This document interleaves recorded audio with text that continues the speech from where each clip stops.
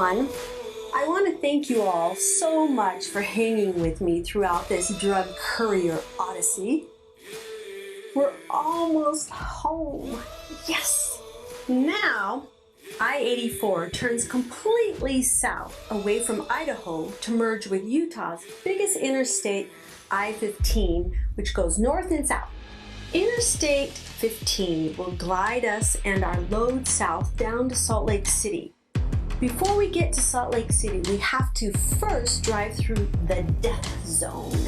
Sometimes I think driving our load through the triangle is like living in a video game. There's always some trap or hazard to get through before you make it to the next level. In my past episodes, I've talked a lot about the cultures and people who live along the path of the triangle that we drove. I've also alluded to my Mormon roots. Today, I'm going to tell you about Utah's Interstate 15, which, in turn, will tell you a lot about what Mormons are like. I should know, I was one for over 40 years. And because Utah is around 65% Mormon, they're the main ones driving on Interstate 15. Remember when I told you we never, ever drove over the speed limits when we had a load in the back? Well, we're gonna take a big U-turn on that philosophy driving on Interstate 15. Why would we do that? Because Utahns drive I-15 like a herd of woolly mammoths stampeding off the cliff of extinction. The speed limit on I-15 from the northern border of the state to Salt Lake City vacillates anywhere from 75 miles per hour to 65 miles per hour. But Utahns don't pay those suggestions any mind because they have places to go and shit to do. In other words, they're very important people who can't be wasting their precious time obeying stupido laws like speed limits. I know because I'm one of those people. When I'm not driving weed, my mantra is basically lead, follow, or get the hell out of my way. When Bob's not driving weed, his mantra is I lead no matter what. Bob and my oldest son both drive like gladiators fighting to the death for the front position. If you were to ask me what's the average speed on the northern portion of I-15, I would say about 80 miles per hour to 90. If a driver is going the speed limit, or say like we drive 1 or 2 miles under the speed limit, that would put us on the freeway driving the load at approximately 63 miles per hour if the limit is 65 miles per hour.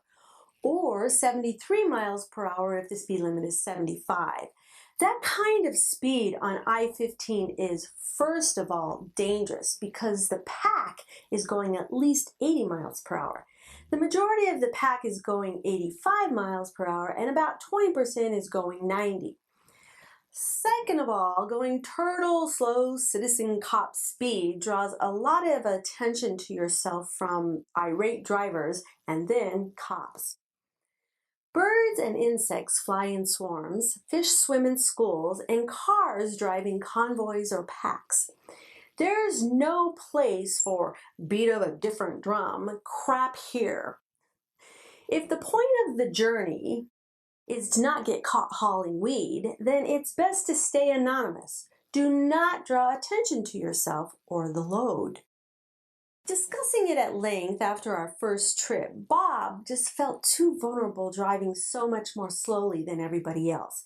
He wanted to be anonymous and blend in with the flow, so we made a decision to go with the pack on I-15 and drive at least 80 miles per hour or faster, depending on the flow of that day.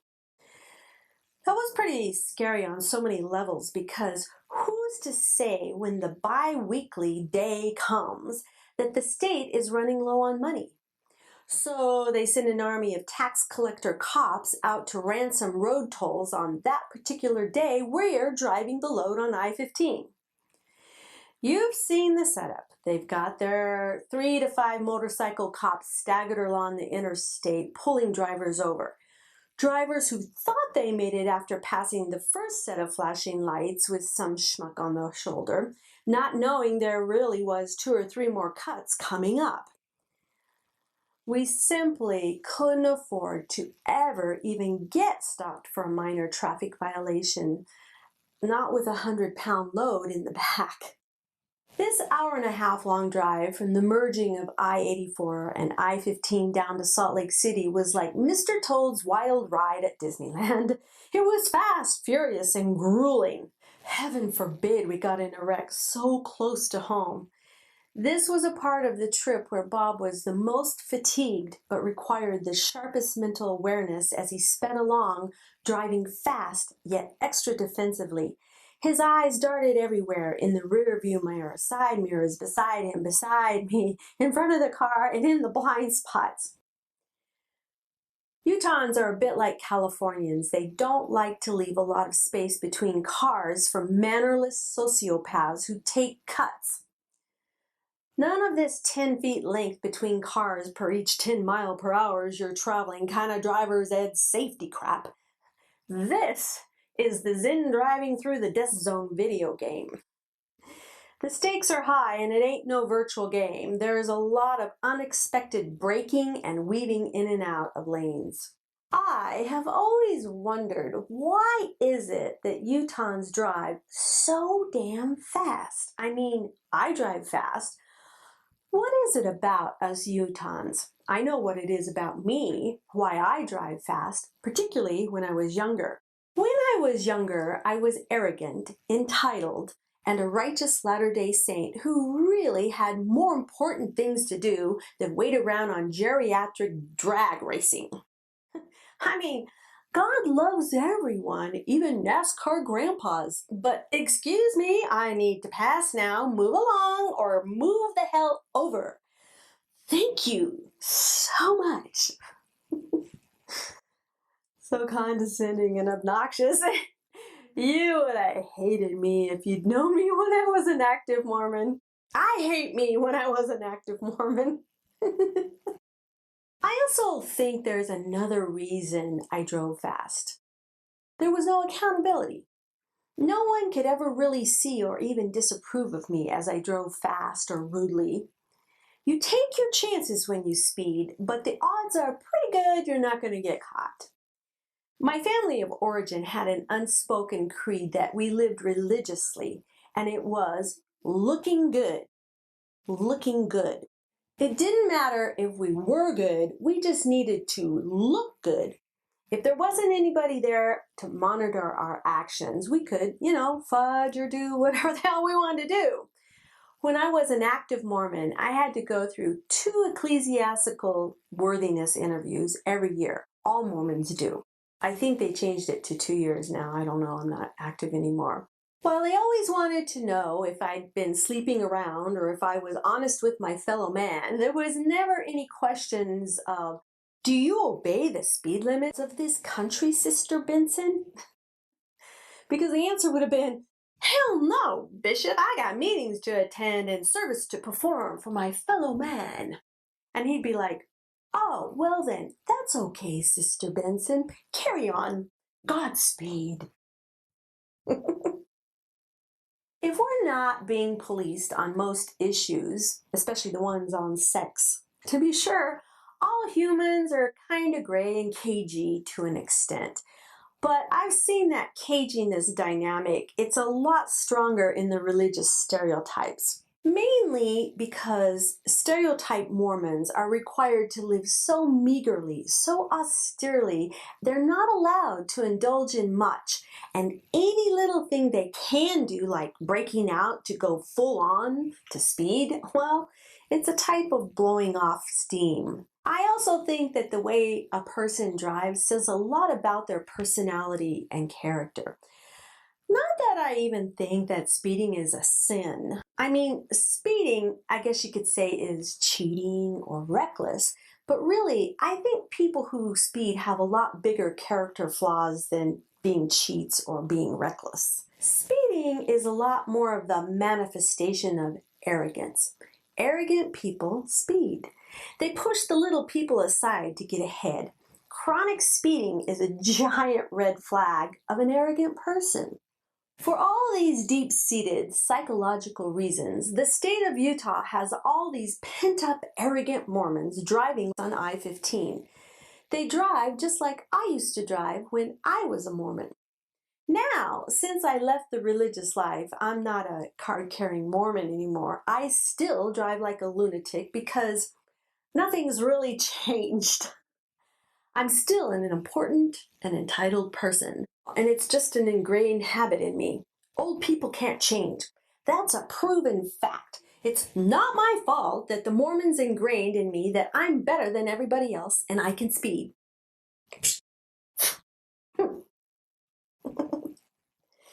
That's my superb logical and existential discussion today on why Mormons drive like their ass cracks are on fire. So, where were we before I went down that rabbit hole? Jeez.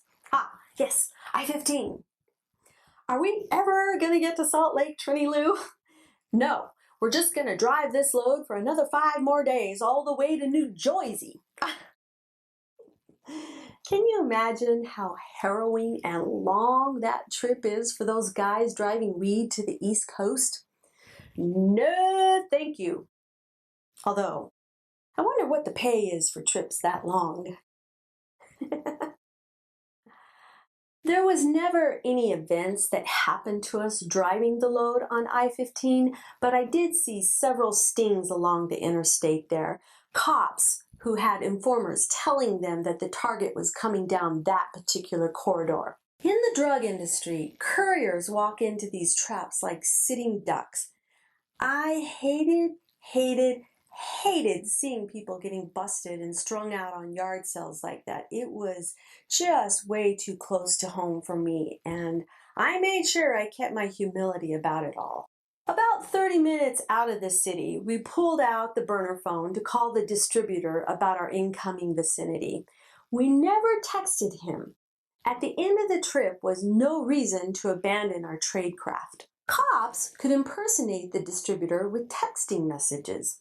We'll be waiting. Oh, I bet you will, Mr. DEA. Bob wanted to hear the real voice on the other end of the line. We also had little innocuous phrases that were secret codes for alarm. I can't really remember any particular phrases now. Okay, I'll see you in a few minutes, Mom. Be sure not to run any red lights on your way home. Wink, wink. Oh my gosh, the cops are waiting for us. Turn this load around. Once we sailed over the northern hill behind the state capitol, we did a lot of different things from there. The first time we unloaded our cargo was in the garage at Tiny's apartment. That apartment was across the street from the LDS Supernacle, just north of Temple Square. Tiny had 3 coolers that were big enough to each hold a dead body. Throughout our time in the industry, the safe houses changed locations fairly often. Tradecraft. We delivered our loads to numerous safe houses throughout the neighborhoods of the city. These discreet safe houses were usually small, innocuous, but nice. We didn't rent crack houses that would bring attention to us from the authorities or neighbors. As renters, we were good citizens, keeping the house and lawns presentable, well-kept, and neat. All the safe houses had garages where we could back the SUV into, close the garage door, unload the product, count and stack the 101-pound bags, and snap on the chains and huge bolt locks that entombed the coolers. Then, quick as a pickpocket's sleight of hand, we pulled out of the garage with an empty car. After we left, the distributor would then make arrangements to go visit his expectant dealers with the weightier packages of product. In turn, the dealers would sling. What do you think that lingo sling means? It means to deliver, to sell. Then, in turn, the dealers would sling smaller weight to each of his hoppers, and then the hoppers would hook up with either smaller hoppers or the end user. Do you remember what I told you a hopper was? They hop around and deliver product. We didn't want anyone in the chain of command having a bunch of traffic coming into their places, garnering the neighbors' suspicions, which is why the higher-ups in the chain went to the lowers to deliver the product. Again, Tradecraft. At the beginning, when we started driving, our crew was a lot looser and we just drove the load straight to the safe house as soon as we came into town. Our brokers and distribution crew was pretty small, just a couple of people. It's not like we had 10 to 20 people up at that level. Besides, the distributor needed Bob to be there while he counted the bags to make sure the number of bags we left with from NorCal was the same number we brought back to Salt Lake. Boy, oh boy. I remember a few times when the numbers didn't add up in the Salt Lake end. What a pain. It wasn't like it was an issue that someone had stolen something or anything. Our crew was very tight and trustworthy. We were family and didn't steal from each other. None of us ever had emotions of distrust towards each other. Rather, it was usually an issue that somebody had screwed up somewhere along the way, and even when they counted the bags on the other end 3 times, occasionally a bag of product went MIA. They just had to figure out where the hell it was. It was usually a problem with figures miswritten on the list, dyslexia with numbers, or whatever. But I'll tell you, immediately alarm bells went off in Cali and in Utah and didn't stop till the mistake was tracked down or the product was found. Losing track of a 1-pound bag of weed might cost us $800 to $2,400, but the opportunity cost was exponential. That's the kind of hassle that's hard to deal with, especially just after wrapping up a week of driving. Later, our crew decided to implement better tradecraft and change things up so most of us wouldn't even know where the safe house that stored the weed was. When we arrived in town with the load, Bob dropped me off at home first because we lived right near the freeway entrance to Salt Lake City. We lived about a half a block from the Salt Lake Temple. After he dropped me off, then he would immediately leave to meet the distributor at a preordained cafe. He would set the keys down on a table and go order a coffee while the distributor took the keys and the car parked out on the street to the safe house. After the distributor unloaded the product, he would bring the car back to the cafe and drop the keys off where Bob was sitting. That way, the left hand didn't know what the right hand was doing. It was that way with the handling of the money, too. We had a money safe house also that was separate. This tradecraft had its own set of vulnerabilities, though. Insurance companies know that the majority of car accidents happen within city limits. When Bob gave the rental car and load over to the distributor, what if the distributor got rear-ended by some teenager, or someone ran a red light, or a motorcycle came out of nowhere and crashed into the distributor? The list of awfulizing about the distributor taking the car, which was rented in Bob's name, could go on and on for Worrywart Bob. The deal is, it's not over till it's over. We never let our guard down till that car came back empty and incident-free. Bob always felt the most vulnerable at the pickup in the Triangle and then in Salt Lake at the drop-off. In the movies, that's where everything can go very badly.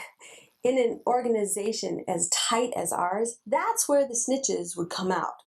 Ultimately, in real life, that's exactly what happened. But I get ahead of myself, don't I? We always cleaned the rental car thoroughly before we returned it. We were paranoid that the back seats might smell like a hint of weed. One time, before we left on a trip, we had to take the seats out of the very back to make room for a 200-pound load that we were anticipating to pick up. When we returned the car, we forgot to put these seats back in the SUV. As we returned it, the rental agent didn't notice the third set of seats in the very back missing either, which is why he didn't remind us or make us accountable to go back and get the seats at the safe house. We didn't give it another thought until we went back to the safe house to count money for preparation to go on the next trip. There that beast was, a lovely little gray velour love seat with seat belts and buckles sitting smack in the middle of the bedroom. By then, it was too late to return the seat. We sure weren't going to draw attention to ourselves by trying to do the honest thing and give it the seat back to the rental agency. That SUV was long gone by now, somewhere out in buttfuck Minneapolis or Kansas. The rental agency would have been tied up in its own bureaucratic inefficiency, which in turn would have tied up our own credit limits up in another bureaucratic nightmare. It could have prevented us from renting for a while from any rental agency for another up-and-coming trip. Forget about it. Sometimes you just have to choose yourself over honesty and integrity. I'm fine with that. 1 point for us, 4 trillion for big corporations. That sofa beast parked itself in the safe house, and the boys actually used to sit on it a lot till we finally sold it in a garage sale. I can imagine some poor, perplexed rental agent 5 weeks down the road finally noticing as the OCD agent inside at the front desk frantically screams on the phone at him, "I just rented the very last SUV we have to a vacationing ski party of 6. They freaking need all the seats. Go find them for crying out loud. How hard can it be?" He's scratching his head and grabs the manual in the glove box. Where the hell are those 2 back seats to the SUV? It says here that this thing seats 6. Meanwhile, the pissed off customer is screaming at this poor guy too. "We paid $3,500 a week for a 6-person car, not a 4-person car. We made our reservations 9 months ago. 9 months. What kind of shitty operation are you people running here anyways?" It's like the butterfly effect. Some weed courier needed to haul 200 pounds and now these people can't go skiing. And all the shit in between is like, whoa, Nelly. Yeah. You know what, buddy? Go ahead and take that Crown Vic to go skiing. You'll be fine, trust me. So stupid. But really, isn't that the way it goes? We never let our breath out, never congratulated ourselves, never raised our hands for high fives, nothing of the sort, until Bob walked through that door. Then we did high fives and bums, do a little dance, make a little love, get down tonight, woo, get down tonight. Good job, baby, you're a rock star. No, you're a rock star. No, you are. Yeah, high fives. We usually turn the car in later after the delivery was done and things were square. Immediately after that, we would go out to dinner at one of my favorite restaurants, Takashis. Takashis is the best restaurant in America. Oh, there you go again, Trinity Lou, with all your best restaurants in America. Takashis has the best sushi ever. Spending the evening in this artistic and innovative Japanese Peruvian restaurant was such a great way to decompress.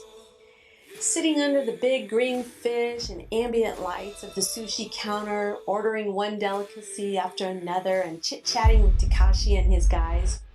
Drinking a couple of crafts of sake, plenty of shots of vodka and glasses of white wine. Finally, after eating the light as air panna cotta dessert, the adrenaline had completely drained out.